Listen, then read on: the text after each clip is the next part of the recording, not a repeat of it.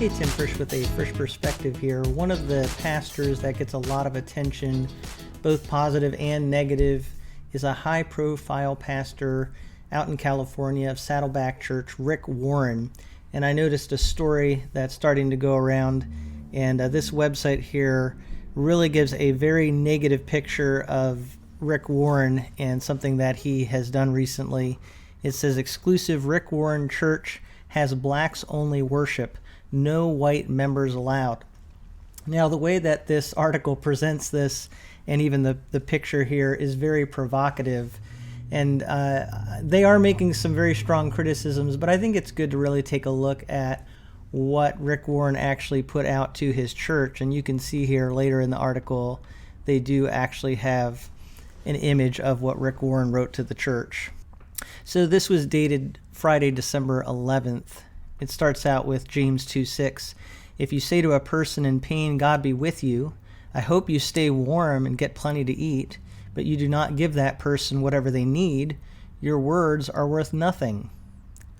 And then he says, Dear Saddleback family, we don't want to be a church that just talks about love, that just studies love, that just defines love, that just prays about love. It's not enough just to say we love people. We have to show love.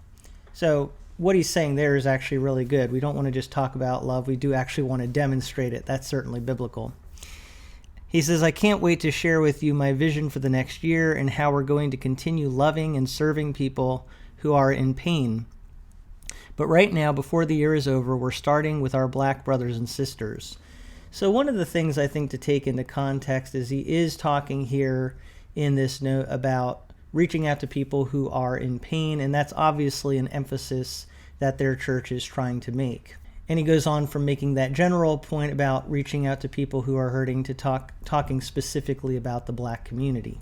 And he says, so if you are an African American and or black member of Saddleback and spouses, no matter your ethnicity, you are invited to a special Zoom gathering Monday night, December 14th at 6 p.m. with me, Pastor Anthony Miller, and Dr. Anita Phillips, racial trauma expert and host of the In the Light podcast.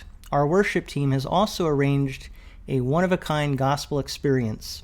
We want this to be a safe space for our black brothers and sisters to heal and be fed mentally, emotionally, and spiritually by their church family heading into the new year. For everyone else in our church family, I invite you to pray that God will use this night to begin the healing process that leads to true fellowship in our church family, and that God will begin the ministry of reconciliation in all of us as we head into new waters in the new year. I love you and miss you every day.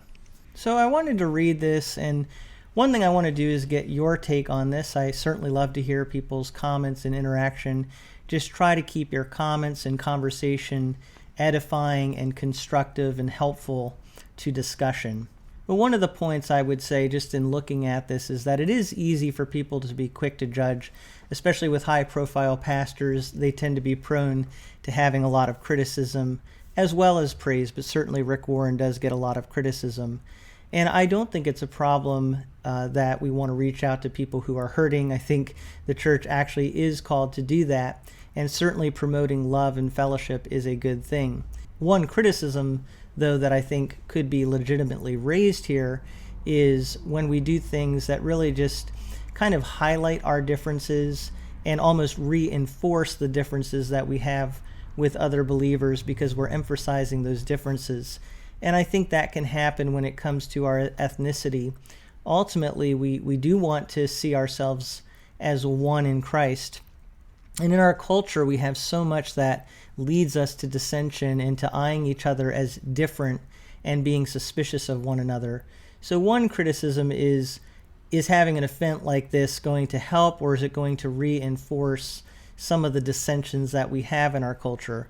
But I think what he's trying to do is help. He's actually saying there already are these dissensions and we need to do something to help overcome them. So I think from his vantage point, he's actually trying to bring reconciliation, although I know some would give the criticism that he's actually creating more of a hindrance to reconciliation. Because when you get into things, for example, like critical race theory, which emphasizes our different ethnicities, it actually can create more fracturing in our culture rather than helping. That's the argument that a lot of people are making. Another criticism, I guess, that could be leveled is just maybe overemphasizing one community's hurts. Now, again, I don't think he's trying to do that, and he talks about reaching out next year to other people who are in pain. But it is easy sometimes to at least give off the impression that you're saying this group of people really has hard things, whereas another group of people, what they go through isn't as hard. And there are certainly people of various ethnicities, even white people, who go through very hard things. But I understand where he's coming from. I see what he's trying to do. I think it's easy to overjudge and be overly critical of this, but I do understand some of the criticisms as well.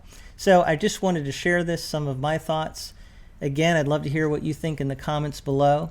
Thank you so much, though, for listening to this report and what I have to say from A Frisch Perspective.